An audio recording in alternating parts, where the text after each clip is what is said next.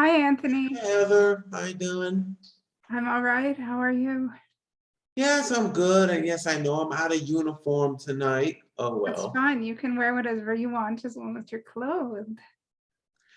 Yeah, I'm not gonna show off my birthday suit, okay? That's fine. So how's life? Well, I'm living it. Got this bliss. I don't know if you watch the international news, but there's a blizzard heading my way. Oh, really? Do you have your food storage and everything all up to date? Yep, took care of that today. Cool. Very good. And since nobody's here yet, I'm been like mentally trying to figure out how you're gonna tie in your endometriosis to tonight's discussion and screening. Did you read the article? No, I read your little blurb about the event. How I you did tie my endometriosis into Caretaker in the article because okay. it felt like being thrust into the Delta Quadrant, and I'd never go home again. Yes, I remember. 2017 was, oh, I guess I can tell the story a little bit now. It was 2017 and I was volunteering at Star Trek Las Vegas, and I realized I was having a lot of trouble walking. And then I got home and just, had some problems with the menstrual issues, and I went to the doctor and I said, you need to do something. And I fought for a referral to a specialist, and I thought it was cancer, because my dad had died of cancer and the symptoms were very scarily. I thought it was cancer, and thankfully it wasn't cancer. And the doctor was like, it sounds a lot like this. And there started a battle trying to get the endometriosis under control. Mhm. So I kept a blog, if you can believe that. I So do. writing therapy. I wouldn't be surprised if you adopted a cat. Oh, you know what? Adopting a cat might be difficult because, like, adopting pet fees over here are like $200. No offense, but I'm glad I don't live up there. Well, no, like pet adoption fees in the building I'm in. Oh, still. Maybe someday I'll get a cat. I wouldn't mind a cat. Yeah, because I know because you'd have great difficulty with bearing human children. Uh, well, Never mind. I asked recently if I could ever go off all my meds to try and do that, and the doctor was like, well, that will make you very, very sick, and it would actually take you a long, long time to get back to where you are now, because I'm actually doing very well. Mm. And this was on my most recent appointment, so this was December. And yes, I got the tissue paper. And so after that, I went outside, and I was catching the bus from the appointment, and this was in the middle of me rehearsing the play, so I really had to get home for play rehearsal that same day. So I stood at the bus and stared out into whatever, and I cried at the bus stop. Oh, poor Heather. Mm. I don't know. I just always had a feeling I'd have problems with having children. I don't know. Women just get those feelings. Yeah, I can admit it's parts of it I'll never understand. But I kind of feel you. Yeah, thank you. And then a couple hours later, I had to get on and do a play rehearsal, so I had to push all those feelings aside that day. And I was doing 2 characters, so I really had to smarten up.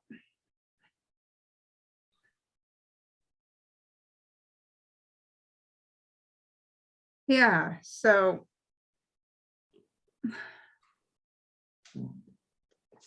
Yeah, I thought, you know, I had always wanted to associate Caretaker with this episode, especially now because I'm never coming home from my Delta Quadrant. Hmm.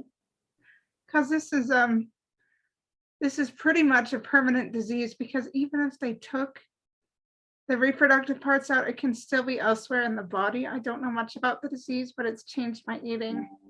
I got to exercise a lot more, but I'm limited in the amount of exercise types and the amount I can do, because if you do too much, you beat the crap out of your body. Hmm. So anyway, All right, now we got that life moment out of the way. oh, we can talk about the essay like later if you want. We'll wait for more people, but Yeah. Well, you got my messenger, so yeah. yeah. Like if it's parts of it you don't want to bring up on Zoom. Oh, I wrote an article about it for our Star Trek fanzine, for heaven's sake. Okay. I'm I'm just very saying. public about it. It's fine. Okay. If you insist.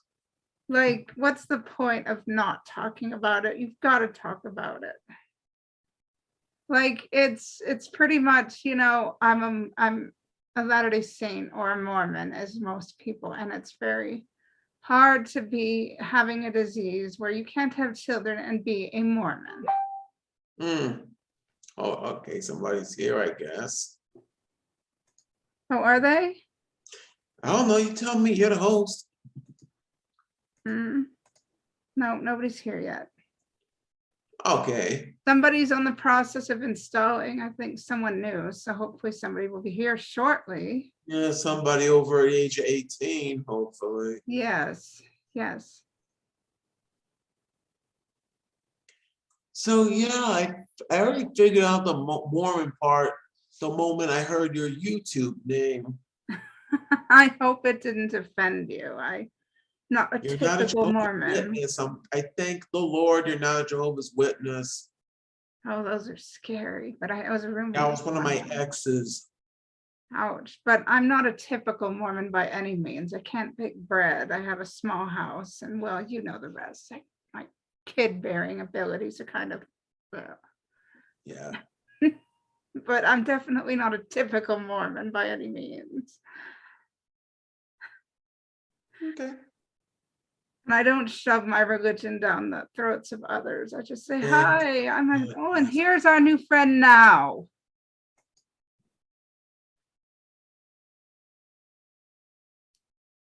Twan? Hello, Twan. This is Twan from the Jeremy Roberts official fan page. Jeremy Roberts played Beltane in Star Trek The Undiscovered Country. Hello, Twan. He's working on audio. We can't hear you.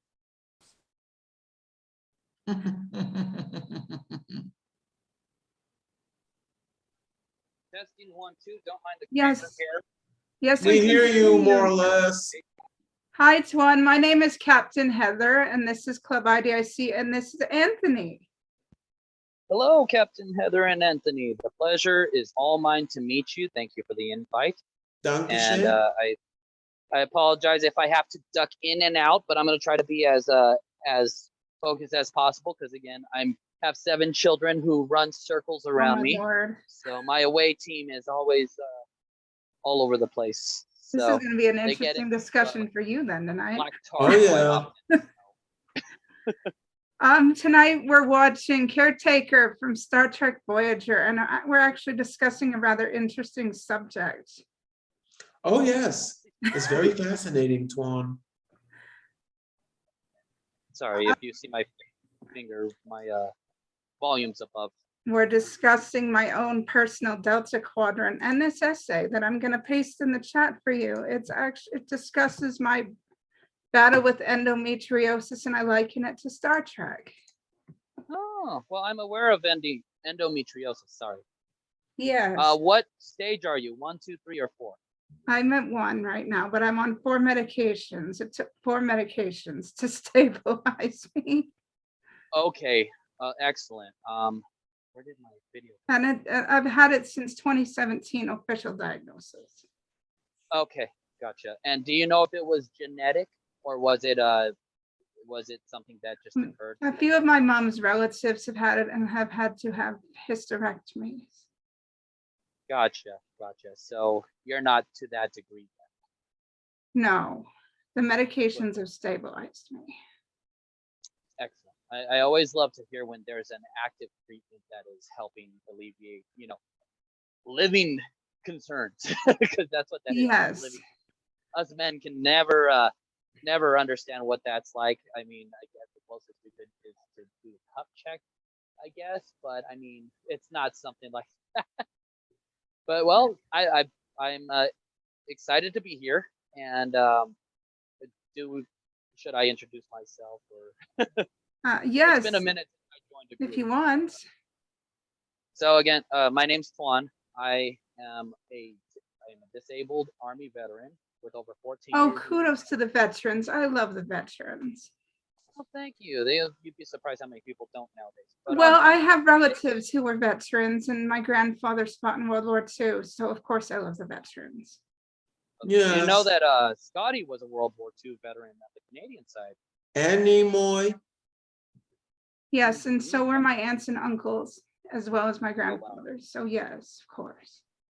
My father was none of the above. I'm the only one to ever join the military. My father was from Vietnam. They were on the other side, so they were not happy when I joined. I was like, you brought me to the country, so this is where I'm from. This is what it is. You protect everything you love, and I understand what the situation was over there from both sides. I'm a history buff. I like to actually look up and find what happened in the events and the timelines and the currents and things like that. So yeah, so I've had 14 years. 3 years was as a U.S. Cavalry Scout, if you know what those are. Yes, I am partially crazy. And the rest of the time I spent 11 years as a behavioral health specialist trying to clean up the mess from the Cavalry Scout. So Oh, wow. one of those, I taught myself the skills to try to get myself out of the circumstances of the situation, trying to stay away from pharmacology, things like that as much as possible. So I'm an alternative health kind of fella, but I do understand the aspects of allopathy and the difference between Eastern and Western ideologies. Western, which is more let me treat your already sick, whereas you have the Eastern, let me keep you healthy so I don't have to see you when you're sick kind of mentality. And I found that everything in life is middle. You have to be in the middle, otherwise you're missing half the view. So what are your thoughts on neurodivergencies then? On which one? I'm sorry, I couldn't hear. Neurodivergent diversity. Divergent diversity? Neurodivergencies, like intellectual disabilities and social disabilities and things like that. Gotcha. So my thoughts on, hold on, let me bring you closer. Can you still hear me? Yes. I hear you. Awesome. My tablet has a much stronger speaker than my headphones are. Okay, so go ahead and toss me that subject one more time, because I heard the neurological and then. Yeah, like neurodivergencies, like IDIC is about accepting everyone regardless of differences and loving everyone unconditionally. So. You know what I call that? I call that the human condition. And the reason being is, if you think about what's going on in our current universe, if we could put it in that regards, it is a multinational, cultural concern that everyone goes through right now. Now, my view on everything is everybody is accountable for their ideology and their behavior. Now, your ideology can be completely parallel to someone else, and way off the map compared to someone else, but you can operate with them in a functional manner as long as you hold your own personal self accountable. Now, one thing I will say, not everyone's morals are identical. I've run into that across the board. I mean, dealing with psychology as long as I have, and having 7 children, I have so many people from the same mold, and they each have completely divergent personalities. I have some that you say one thing and it makes complete sense to them, while the others, it makes absolutely no sense. So really what it comes down to, I think everyone should be able to work together and be able to understand the different perspectives. And if they're not able to, well, then they need to understand that they can't do that end and adjust accordingly. Good, that's really, I ask most new arrivals this because that's why I established Club IDIC. I'm a neurodivergent and I've had my struggles fitting into Star Trek groups. And so I made my own space where I'd feel welcome and safe, because it's hard for me to feel welcome and safe in other groups. So I made a space where all could feel welcome and safe, including me. Good for you. That is what you should do. Here's what I tell people all the time. And this is a mixture between me being a massage therapist and also me, being a behavioral health specialist and things like that. It is important for you to feel safe where you are, because if you don't feel safe, then you're not going to have clear, concise thoughts. And so to take what you've done here in a digital space, I'm going to show you a physical representation of what I did in physical space. So being here in Arizona, that's where I'm from, I moved on top of a mountain, literally. Pretty. There's my bus that got me here. But as you see over there, there's no town, there's no nothing. Nothing goes further than that for at least 100 miles. See down there? That's my little valley I get to sit up here and enjoy the view of. Don't mind the backyard. It's literally work in progress. It's so pretty. All right. I'm going to have gazebos up. I'm going to have these twinkle lights going everywhere. And I'm going to turn my bus into an Airbnb. So hopefully I can get Star Trek people who'd be interested in coming down and visiting. I was half tempted to turn my, so it's a 33-foot Class A, 3-slide Thor Serrano. So if you know anything about RVs, she's a beast. And so I was going to paint her white and do the interior with LEDs and everything to make it look like a captain's yacht. So that was my goal. So I'll still see how that comes about, but let me flip cameras around. I apologize there. For what? Right. So I'm going to get pissed at you because you're apologizing for something you don't need to apologize for. So don't do that. All right. Well, you never know people nowadays. They get very concerned about very small things. Well, why am I'm not going to get concerned because you're being yourself, and I like authenticity. So there you go. Well, you will definitely find that I'm quite authentic. I've lost many friends and many family members due to my authenticity. The problem is I don't like to entertain people's poor behaviors regardless of their circumstances, because, well, I don't like my own poor behavior during certain circumstances. So I try to hold everyone, to the same type of standard. Right. Yes. If you're honest and you're clear and you're straight to the point, and if you messed up on accident, what's the old term? Poo happens. Yeah, well, your behavior has been fantastic. And I'd actually like to address something you said, the human condition. That's the same thing that Kate Mulgrew said about endometriosis, because I had asked her a question about it online once when she was doing a live feed chat. And that's what she said. It was the human condition. And, that's an interesting way to describe it, because it's not anybody's fault. It just happens. It just happens. Sometimes it just happens. Now on the other side of that coin, sometimes things happen because things are wanted to happen and things were aligned and set up to happen in that regard. So it's one of those things where does your moral compass point on that? And again, I apologize for the Kramer hair. This I do apologize for, because I have been lazy all day and I know it. Your and hair's I love it. Perfect. So yeah, it has to do with who you are as a person.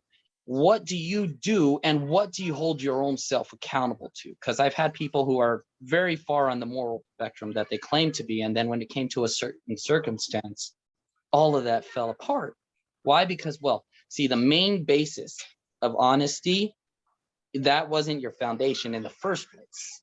And so when you base things on honesty, you're creating this whole divergent, I guess you can say, scenario that will have to constantly change and upgrade and update and alter and things like that. So then the only way that lies can ever stay as so prominent especially in this is how psychology works too.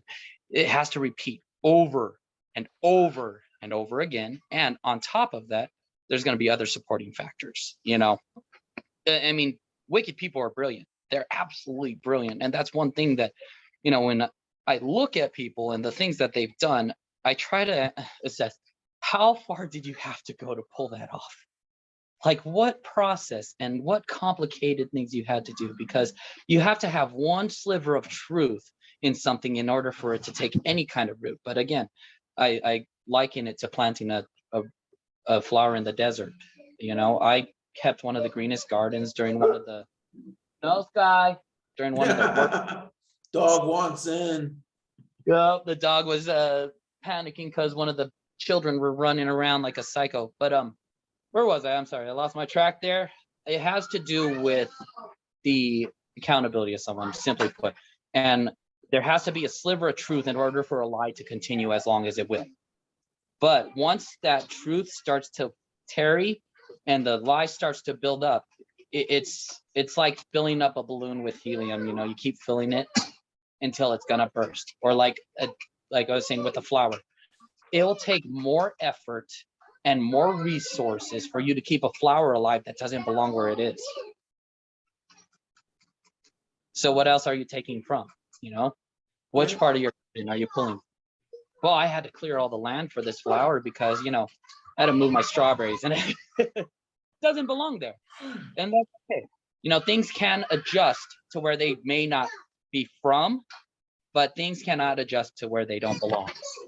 And, you know, I found myself actually having a sense of gratitude when this trial hit me, because I didn't grow up in an easy home because my father was an alcoholic and he died when I was about around 27, a little bit before 27. And I found myself thanking God I didn't have the endometriosis and the alcoholic abusive father at the same time, because that would have been too much.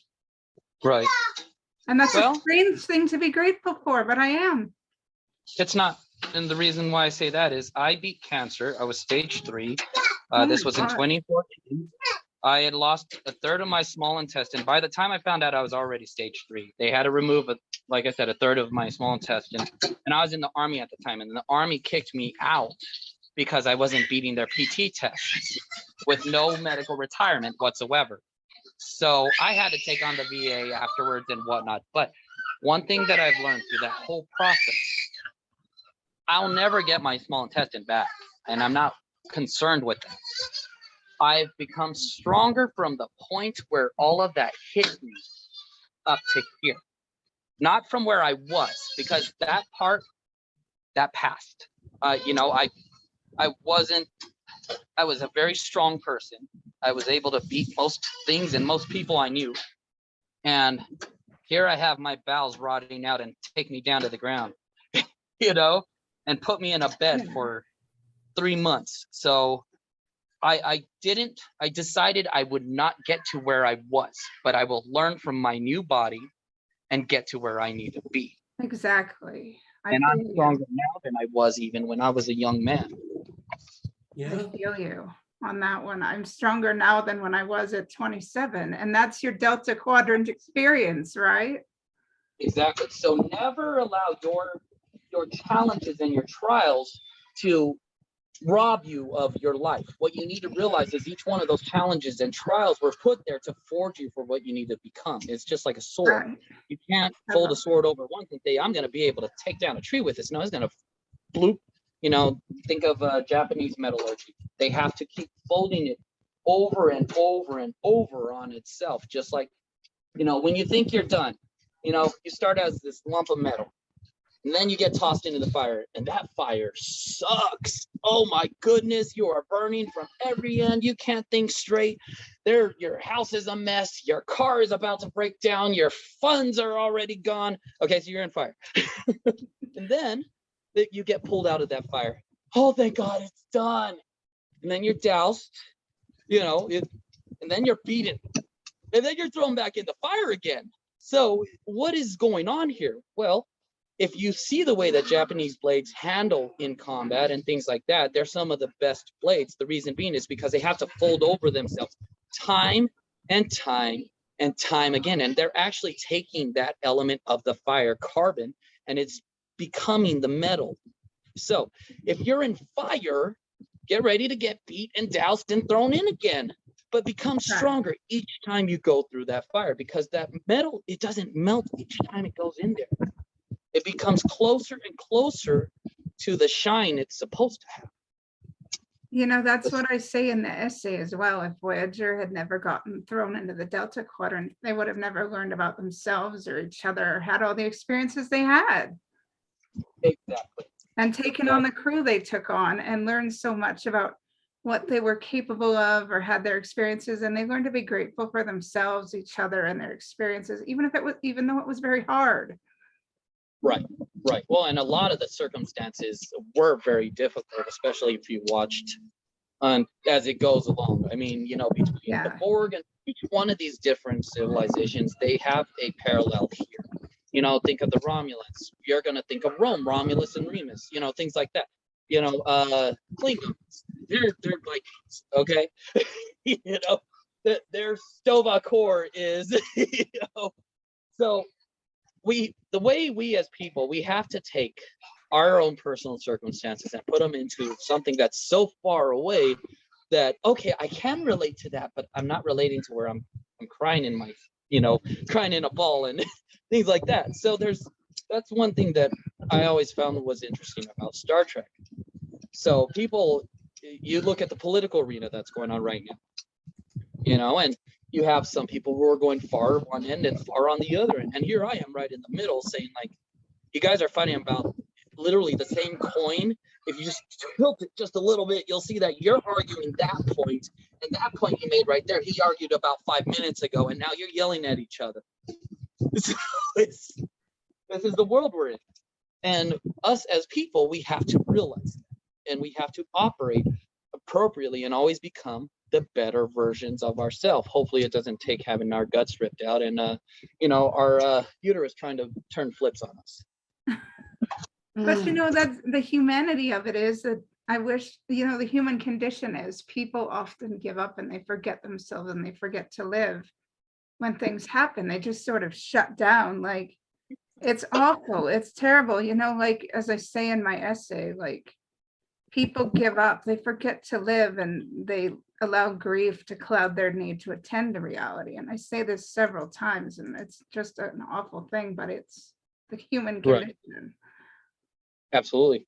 You know, if Voyager had made the easy choice and tried to go back to where they were back in the where Alpha Quadrant, they would not have discovered, not only impacted their own lives, but they would have impacted others. Do you mind if I tell you a real quick story? I've been talking all night, I know. You can sure, go ahead. The floor is yours. So when I left Phoenix, which is the main city, I live in Mayer, about an hour and 45 minutes away from any city. Well, actually, Prescott is 30 minutes away, but I wouldn't call it. It's really small. So I got away from one of the largest cities in this country. And I think it's the number 6 in the country. So we knew city life. We did everything there. We integrated with them. We were in the churches. I was lining up to become a pastor, and I was leading people. I was in charge of a prayer group. And then all of a sudden, the pastor started throttling back from me. I had mentioned that I don't trust his youth minister with the children, and I found later down the road there was an issue. So I diverged from that slowly. And as I left, I went and I got on the nearest freeway. We got out of our home of 5 years in 28 days. And we sold everything but our bus. And we went from one end of the freeway to the other, meeting ministries that are in the middle of nowhere, off grid. I mean, these are places where the pastors probably help propagate half the congregation kind of issues, you know, running into small churches. And so had I not gone that route, I would not become the person that I am now. It was a trial. I almost lost my daughter in the process because she got so sick. It was at the beginning of the pandemic, and she got the first 2 forms of this bioweapon, if you ask me. And she almost passed from it. So now she's delayed because of it, but she is the strongest child I have because what the kids find so easy, she works so hard until she perfects it. Challenges are to forge us. They're not to slow us down. At the end of it, 2 years later, 8 months ago, I parked on here, 5-bedroom, 3-bathroom, exactly on budget. And now we're closing on the house 8 months later. So it's one of those things. You don't know where you're going to go when you take a boot to the bottom. Sometimes you have to take that boot to get out of your comfort zone and find who you are, where you are, and what you're doing. See, identity is essential because you will not find your value until you identify who you are. And it takes sometimes a tragedy to really figure out who you are and accept your identity as a person. Absolutely. Absolutely. So that's where I stand on, you can say, the human condition, moral dilemma, whatever terms we want to slap on them. There's so many different languages to say one thing. You know? And I've been fortunate enough to travel the world and see how people say the same thing in different places. Everyone hurts. Everyone's in pain. Outside of the facade of the image of what we portray ourselves, that comes out. And that's where I refer to the Bible, the fruits of the Spirit. If you have wickedness in you, everything that comes around you is going to start showing those true fruits, you know? And just like I tell people all the time, I have a lot of people I speak with, more on a counseling end of things. I have a lot of people who followed me over the years. And I tell them that you have to make a decision and you have to decide where you stand. You know, if you know something is right and you still turn your head to it, how many times before you don't see it anymore? You know, we have this amazing thing, you know, called selective memory. And after a while, we train ourselves to not remember what is or what was, and then we tell ourselves what we think it is. And not to say we're always wrong, but if our perspective is just like this, I don't see anything beyond this. You know, it's tunnel vision. We all have tunnel vision of sorts. Oh, that much is certain. Hey, you psychos. So, yeah, that's where I stand on it, and I think that a lot of ends I do overanalyze on specific like episodes and things. That's okay. That's okay. We love that. Hi, Jake. Sorry, we didn't welcome you before. Hi. Anyways, I'm Tuan. And you said you want. We were talking earlier, Tuan, and there's something you asked that you wanted to promote. Yes. Okay. So I don't know if any of you guys have tried Star Trek Online. I was one of the first beta players. That means I played it before it was ever released. And I have one of the very first fleets founded in that game universe. And so the way that it works, they have it set up like Star Trek. You can free roam, but there's episodes. And so the way that I want to do it, I have a YouTube channel that I was waiting to launch. My producer passed away, unfortunately, self-inflicted. And so my crew fell apart. And so my writer left and everything like that. So what we were going to do is we were going to go through the episodes, and it's really easy to play. I mean, it's one of those mouse clicking kind of games and keyboard. So it's relatively simple. And each one of the episodes actually follow the Star Trek universe. And the cool thing is it follows the Divergent Kelvin timeline too. So whole parallel universe thing. And so through each episode, you're finding out what happened at the Kelvin event. Who did what? Why did it occur? Why did they get thrown back from the red matter, et cetera, et cetera. So they're trying to fill in all of the gaps in between the Star Trek universe, and it's technically canon. So it's pretty fun. So what we will be doing is we will be playing those episodes, doing our voice commentaries or whatnot. I'll record, edit, and then we'll post it as an episode. And so that's kind of what I'm thinking. I have to teach people how to play it first. But, you know, it's one of those things. I've amassed a wealth in that game anyways, playing since it was launched. So I can pretty much kill like 90% of the players on there. Okay, I remember trying the trial version of Star Trek Online myself. And as big a Trek fan as I am, I have yet to actually sit down and play the game. Any chapter. I put it down for a while too, because I actually, up to the new ones, I beat all the episodes. So I know all of the, little sub episodes and things like that. And they do try to integrate a lot of the moral dilemma that Star Trek faces in those. So I will say the writers are pretty good. They have a lot of cameo voices. I'm trying to get Mr. Jeremy Roberts to try to see about reaching out to them and do a little, because they're real big on the, parallel universe spiel right now in quantum. Right. The question, Tuan. Yes. You played the Jem'Hadar expansion where they had the dialogue read by Renee? I did play the Jem'Hadar one. Right now, I'm gonna try the Terran one where Janeway is from the Mirror Universe. So if you've played and you kind of have a understanding of how to play, I can pretty much get you guys all set up under my thing that's called Trek Nerd Talk, which is my YouTube channel.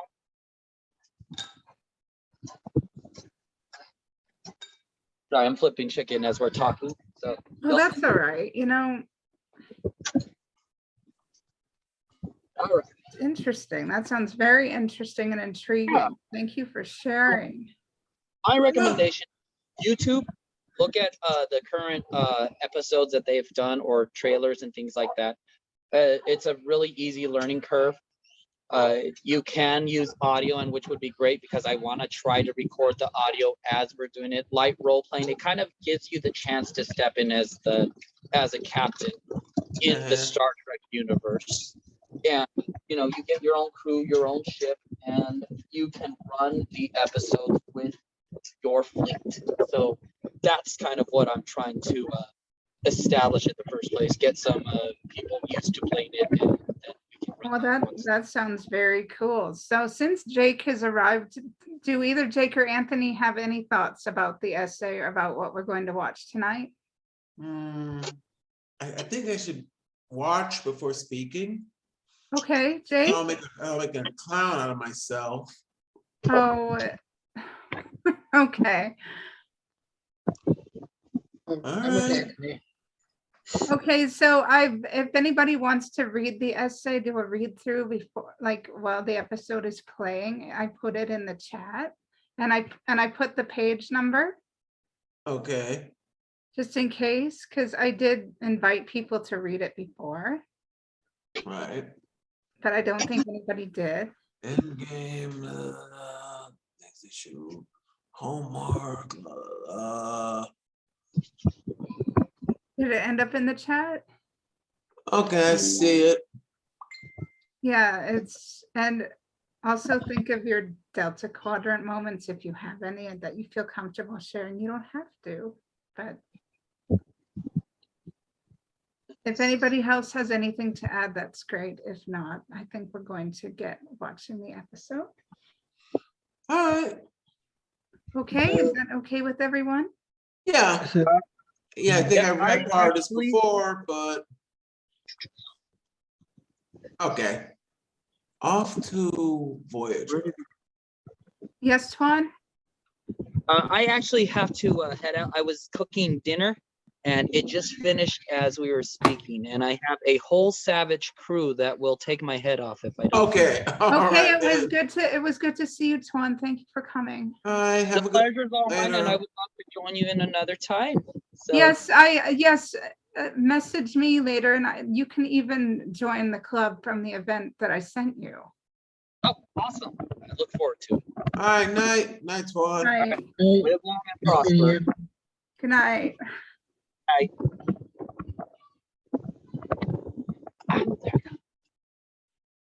Anyway, I'll see you after the episode is over. Any questions or concerns, feel free to PM me or talk in the chat. Okay. So one question. So I'm seeing page 11 of this. That's what I see in the chat, but I'm not seeing anything else. I'll just post the link again. Okay. You got here late, so I'll just post the link again. Okay. Thank you. You're welcome. See you after. I'm done and I'm the only person left, I see. Well, how did we all enjoy Caretaker? I can see why you picked the theme about having your life turned upside down by Yeah. some kind of event. Thrust into the Delta Quadrant. Choose to put it that way. Yeah. Well, you know, I had a set of expectations, as I told you before. Like, I had an expectation, like, I suppose they weren't even mine. They were of a common religious expectation, because most people in my religion, you know, are socially expected to marry young and pop out lots of kids. Somebody in my high school graduating class, their family had 13 children. Yeah. And my mother, they weren't like active. Her parents weren't members, but a lot of her siblings were. She had 10 siblings. You're friends with a rabbit? Actually, my mom and I used to joke all the time that her parents were like rabbits, actually. It was wartime. What else? It was like before and after World War II. What were they going to do but that? Sadly, my mom was very young when her biological father died. So I think she was about 6 or something. Maybe, I don't know, maybe she was a little older. She was about the middle. Maybe she was a little bit older because, oh gosh, I don't even know, but she was very young. But anyway, the social expectation is that girls get married young and they have lots of kids. I defy the social expectation. Because I'm 34, I've never been married, and well, you know the rest. Yes. And like I said, I don't live over there, otherwise I would have done something about it by now. Aw, you're so sweet. Aw. Oh, we're gonna have to go out to dinner if I ever make it to New York. Like for some good old nice pizza, some authentic pizza with goat cheese and dairy-free diet and some nice pizza. Yeah, it just, you know, the whole, I had planned this theme whenever this was going to come out, because I had written this about my endometriosis. My mom didn't want me to talk about it so much, but my doctor was like, oh, this needs to be talked about. Because it's like, you know, fertility issues and things like that aren't really talked about so much in my church, but a lot of stuff isn't talked about in my church. But these conversations are important for women. Like, you see all these celebrities suddenly talking about endometriosis. Like, I think it was it Amy Schumer and Daisy Ridley and other celebrities having these conversations about endometriosis. And there's a star from the Wiggles that has it. And it's just really important to be authentic about the feelings of it and how one feels about it. It's honestly important to understand that it's real, that there's real feelings about it. And honestly, I felt very much like Janeway when she realized, oh, there's no going back if I do this, and what am I going to lose? What's lost? And yeah, and I had, did you get a chance to read the essay? I think you sent it to me once before. I managed to read the whole thing. Yeah, it's like, as I was telling what's his face? I forgot. Juan or Jake. Yeah, I got 7 kids. Yeah. I think, I don't know, it's like Peter Cottontail or something, but let me not inside. Safe space, behave. He'll find it funny. I think he'd find it hilarious. No, but it's like you still have to live. You can't just Yeah. drop your life just because you're in an experience that seems like a no-win scenario. And we watched Picard last week, and Saint Picard was even guilty of forgetting to live, like living in this mind-numbing experience. He wasted so much time forgetting to live. And even, in generations, he had times where he was guilty of this. He let himself sit in that nexus for how long? Yes, until William Shatner tried to pull him out of there. Well, how many years did Kirk sit in the nexus, realizing that it wasn't real? Well, I guess when he got there, he was just, I'm trying to remember off the top of my head. He was how- chopping wood and then chopping cooking wood. eggs and thinking it was real. And then they went on the horse ride and then jumped over that thing and realized he wasn't scared. Yeah. Well, Shatner taught Stewart how to ride a horse. Oh, really? Yes, abridged. It's the abridged version. I went to a convention ages ago. Well, William Shatner was there. He does that horse race charity thing. That's right, he does. Right, so he came down by horses, and the other thing I remember about that was it was this like young man, like late teens, early 20s, I suppose, who kept on peppering Mr. Shatner with questions until the audience was like, "Thank you, shut up, get off the microphone, let other people talk." Well, Mr. Shatner is perfectly willing to talk with people as long as they present themselves intelligently. That's what I get my perception of him, because I managed to speak with him briefly when I had my photo taken with him, and he was perfectly nice. Yeah. I mean, the man is 90. He doesn't have a lot of patience for Yeah.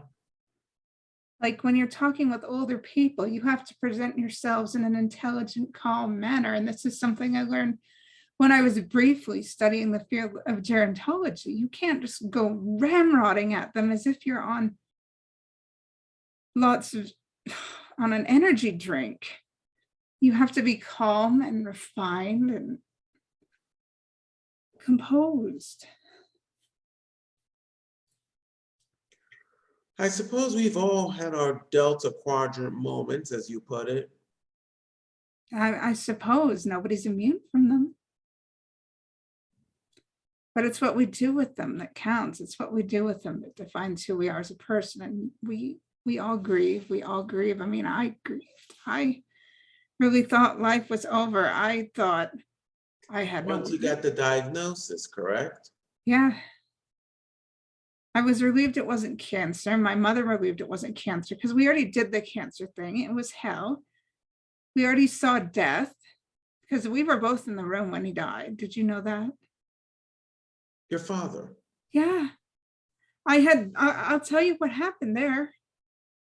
I might have told this story already, but I was literally, I had finished church and I had made food for my mother at our house, and I brought my mother there this dinner, and I was showing her the dinner, and then all of a sudden I look to the bed and I see my father's breathing change, and I'm like, oh my goodness, his breathing changed.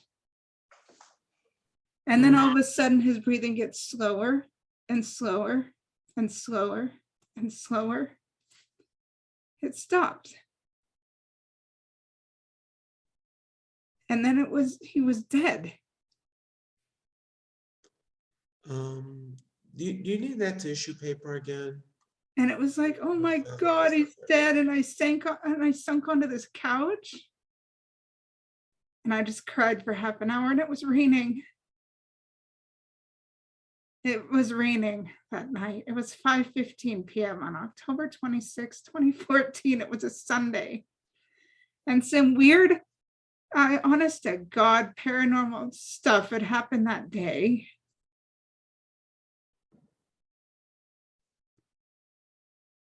Yeah, I'm not going to go into it, but some paranormal stuff had been happening around me that day.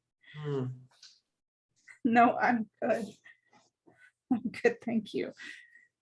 But it was weird. Like we had already dealt with cancer and death, and it was just like, I did not want that. I did not want that for my mother because I could handle it emotionally and mentally, but I don't think my mother could. Hmm. And I had like, She knew him well before she knew you. actually, I was born For the before they got record. married. I was 6 months old and at their wedding. So Hmm. I was sort of an oopsie baby. Well, where you're from is irrelevant. It is the journey that matters.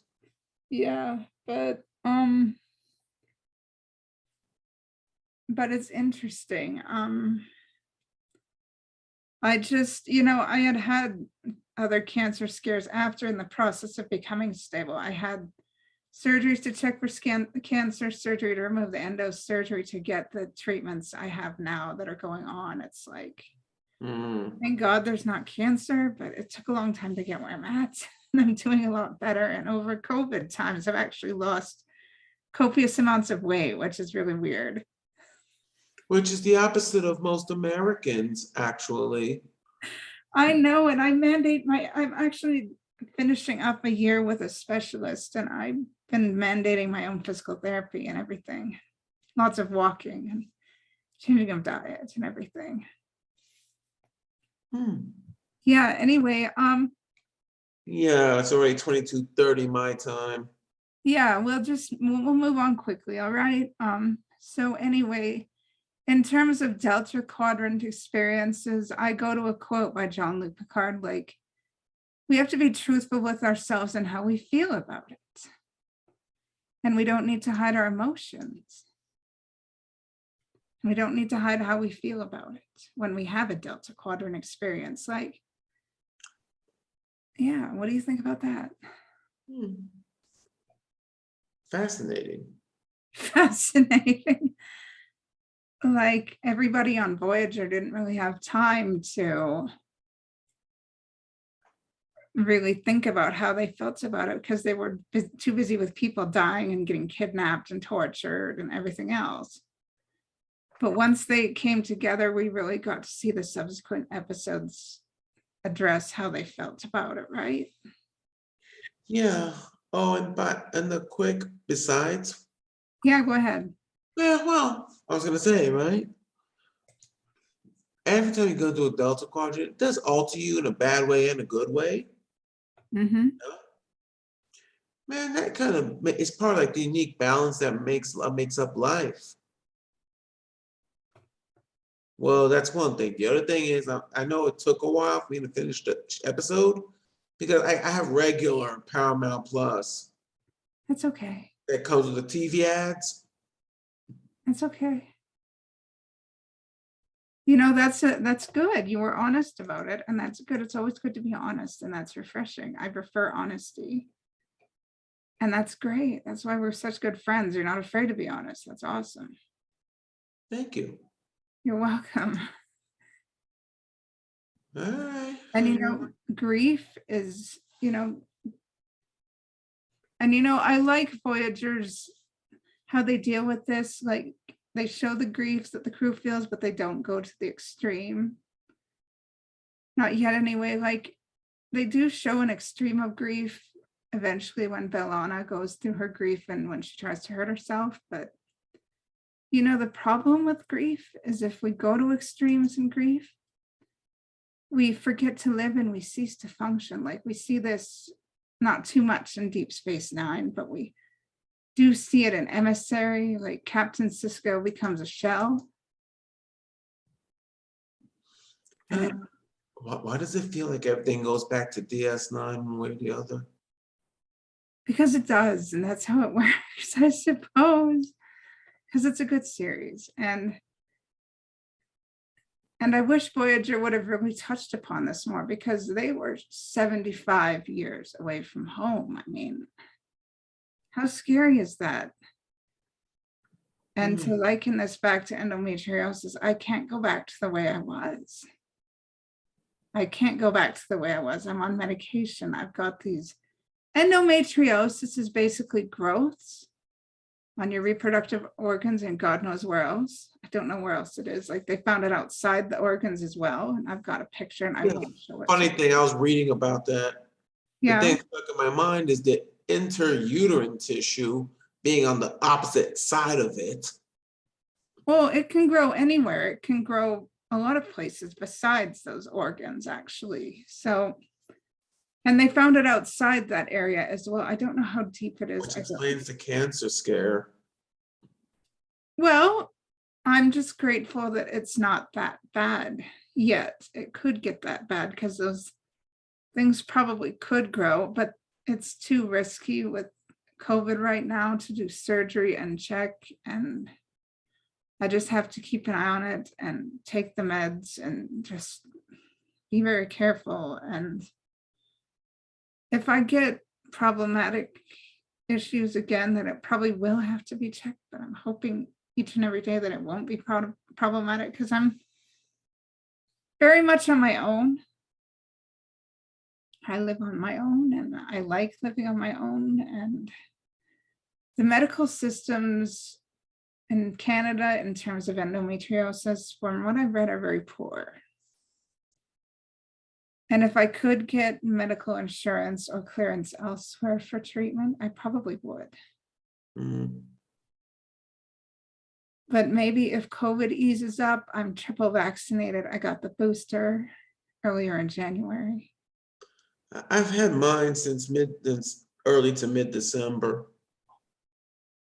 But at least I'm keeping an eye on it and I'm talking about it and I'm open about it. And, Good. you know, sometimes there are griefs and there's not really a choice but to have the griefs in private, because living alone, I've tried living with others. It's a very difficult prospect to live with other people that I'm not related to. I can live with people that I'm related to quite manageably, but it's very hard to live with like roommates and stuff. I don't know how from experience, it's not manageable. Mm-hmm. But I can live with people I'm related to quite manageably, but I've been doing very well on my own quite well too. So it would be very difficult. But eventually, I'm sure I don't know how I'd do on a starship. Honestly, it would be a very interesting social experience. It would be a social experiment that I'm not sure what the outcome would be, given my neurodivergency and people's responses to it.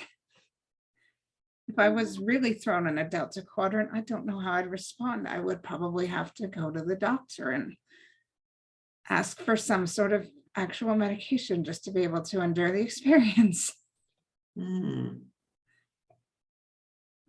Yeah.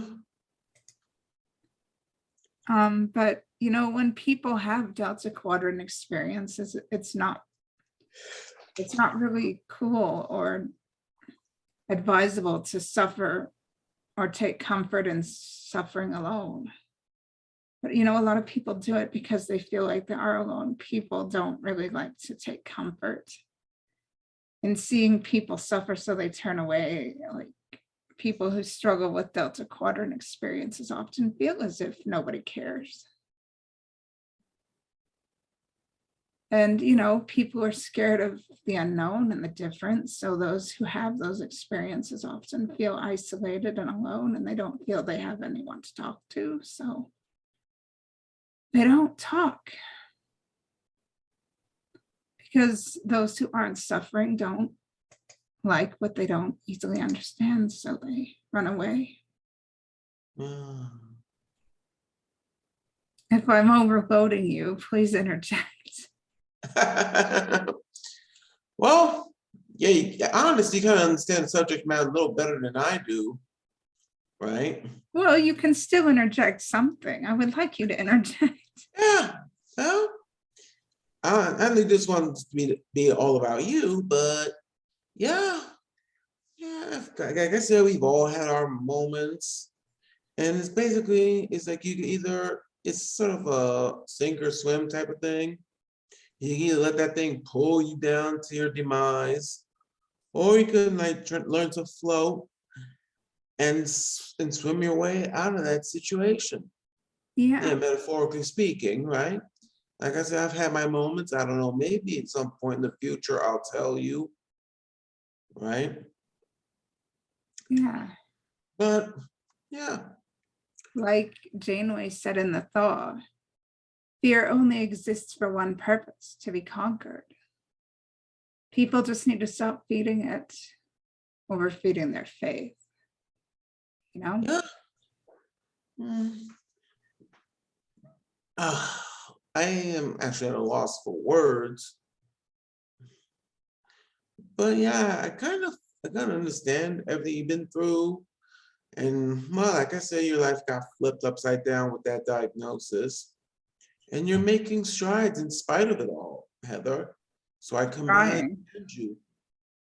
I'm sure trying, like COVID, you know, because of the endometriosis, actually, yeah, I will comment on that. Actually, it's actually in this, you know, I will talk about that. I've come to understand that a living legacy doesn't have to come in the form of having children. And that's why I said earlier, I'm such an unusual Mormon or Latter-day Saint. Having this condition is why I have such a love and passion for writing, making videos, acting, volunteering, and other things I can give energy to. I consider those things my children, because I can give life to them and present them to the world. Right. My creations, as I call them, can be embraced by others and passed on. I will be remembered through what I make. Yes, like birthing this group, for example. Yes. Yes. And I hope you don't feel like a bad Mormon just because you have difficulty physically procreating. Oh, you know what? Let me not go there. Did it again. No, you know, it's okay. No, I don't, because people are already going to judge me and my saintliness or my godliness because I've got a disability. And you know what? It's none of their business. There you go. I'm a Mormon. I'm a Latter-day Saint because of my connection to God, and everybody else. My social status in the Mormon church is none of their business. I don't need a social status. I have a relationship with God and with Jesus Christ, and that's all that matters. And it's interesting, like I'm not typical, and I don't need to be. I don't need to be cured of this divergency. I don't need to be cured of this. What I have is what I have, and it makes me a good person. And if people don't want to see me as a good person for whatever reason, that's on them. Yes. And I create what I create. And if people don't want to be part of what I create or help me to be able to create things, well, that's on them. At least I'm trying to be honest with myself and live an honest, good life. Yeah, but you keep on doing you, Heather. I'm not sitting there dreaming of having children and forgetting about my life and not, well, that's a lie. I do grieve. But, you know, I also dream of what I can make that's within my power to make. I don't just sit there and hope for a cure or whatever. I think of what I can make. What is in my power to make? I ask myself that. What can I make? What can I give to this world? What can I do with the body and the mind that I have, with the heart that I have, to bring joy to this world? And you know, that's the same thing that Janeway asked herself as she watched the caretaker in the broken array. What can I do to take the suffering away from this dying caretaker? I can destroy the array, even if it will create chaos among the crew. I can destroy this array and we can find another way. And I found another way. I didn't forget to live just because a dream that I had might have died. And I'm not saying motherhood's impossible. It may not be now. It may not be possible.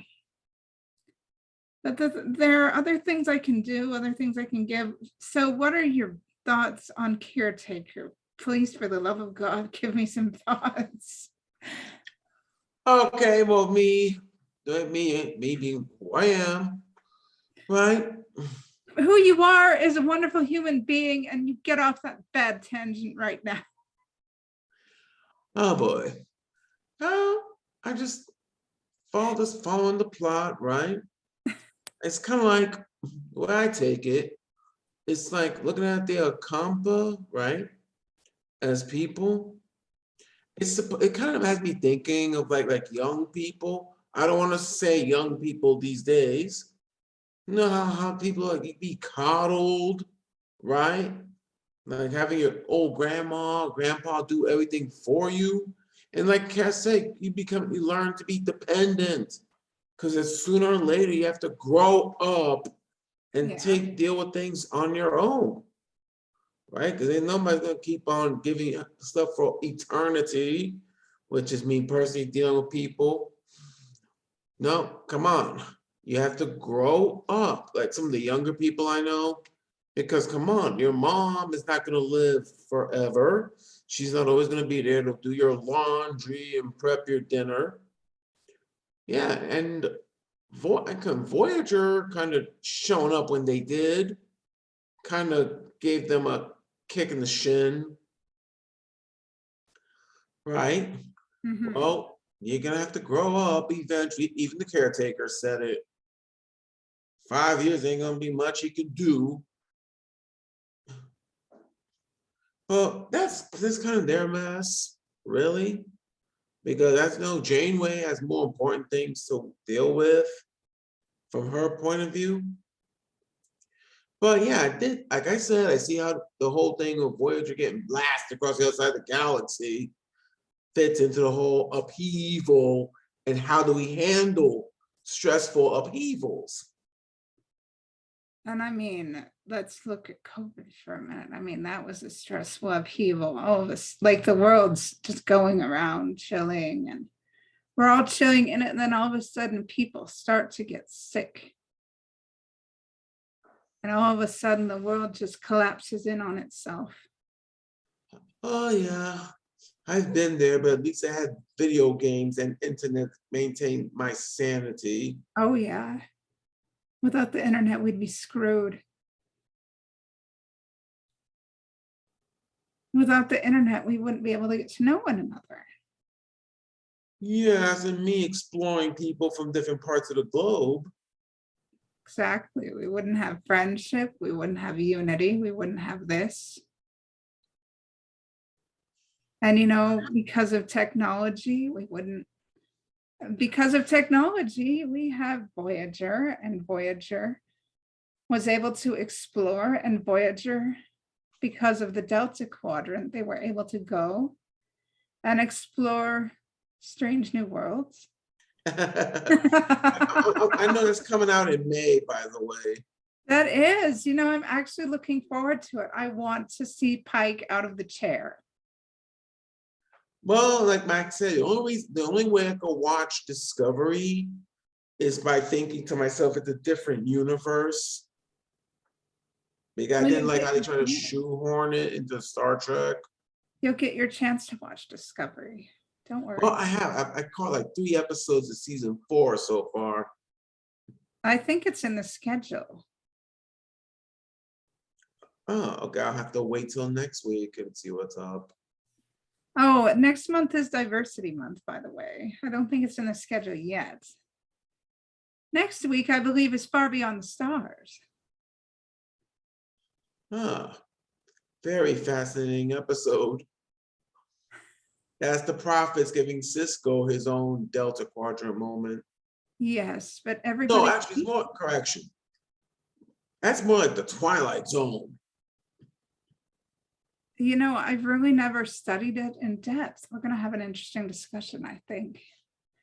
But, you know, everybody, I think, needs a Delta Quadrant experience, because sometimes we feel lost, sometimes we feel overwhelmed, and sometimes we feel as if we're doing great and as if we don't need a Delta Quadrant experience. But I think everyone needs them, because either we're off course and we need a course correction, or we're just full of ourselves and we need a dose of humility. I don't know what reality. I don't know why I had to go through what I went through, but maybe I just needed to value myself, because I had no value after dealing with my dad for so many years. Maybe the endometriosis was God's way of saying, hey, you need to value yourself. So I'm going to give you this. So you need to actually take this and take care of yourself, because what you went through for 27 years, that wasn't right. That wasn't cool. I'm going to give you this so you can value yourself and take care of yourself and love yourself the way you were supposed to, but the way you weren't allowed to because of that upbringing. I don't know. That's the weirdest analysis I've ever given of myself, but maybe it's true. Yeah. Yeah, anyway, I've always enjoyed Caretaker. It's a very interesting episode. Like, oh, I feel bad for Janeway's dog. Well, I don't know. I bet it was easier for her husband to move on than the dog. Well, they weren't married yet. They were just, I think, fiancés. Yeah. But it's just so weird. I mean, it just, how is it that everybody just blindly accept it? Like, is that really Starfleet? People just blindly accept what the captain has to say, and B'Elanna was the only one just to literally say, hey, what are you doing blasting that array? It's our only way to get back. Well, she has to, well, you have to have somebody with virtue and sentiment. And I know, spoiler alert, there are some other Starfleet people in the Delta Quadrant that don't adhere to their principle. Yeah. But, you know, there were some blessings that eventually came along. We had the arrival of Seven and Icheb, and actually B'Elanna actually grew up and married Tom Paris, and they had a family. And yeah, blessings come to all those who have their Delta Quadrant experiences, even though it may not seem like it at the time. The blessings do come. And you look so tired. Yeah. We'll move towards wrapping up. How about that? You look so worn out. So how about we give some concluding thoughts? Yes, ladies first. I know you've been speaking for the last 10 minutes straight, but go ahead. You know, let's go with a quote from Odo. This is from Deep Space Nine's If Wishes Were Horses.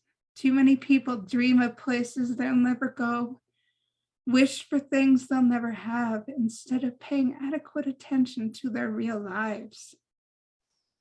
And this is in the first paragraph of the essay. Well, I guess my parting words for the night will be, don't fear, whenever you have an upheaval in your life, don't look at it with a sense of dread. Think of this as an opportunity to direct your life in a new path. You know, you will find something that probably would never have occurred to you had just stuck with the normal routine going on. Because there are people who go like this like 20, 30, 40 years and never come to a conclusion. Yeah. And then, the people who have a bad situation happen in their life, it can be any age, teenager, people in my age or in their 50s. There'll always be something. Yeah. But it's not the end of existence. No, it's not. we shouldn't let our dreams overshadow our reality. We should embrace our Delta Quadrant experiences and never forget to live. Okay. All right. Have a All lovely right. evening. Get some rest. Next week. Sorry. Good night, Heather. It was wonderful seeing you. I hope you enjoyed the discussion. Oh, likewise. It was very cool. We may have to come back to this essay and finish it another time. All righty. We may finish the other ones too. I've written at least 5 now. Oh, great. Got homework. All right. Good night. Whatever.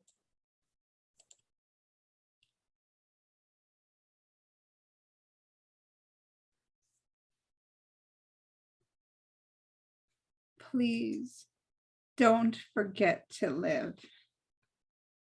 Don't ever forget to live. Change is the essential process of all existence. And that is a quote from Mr. Spock. And let that be your last battlefield. Live long and prosper.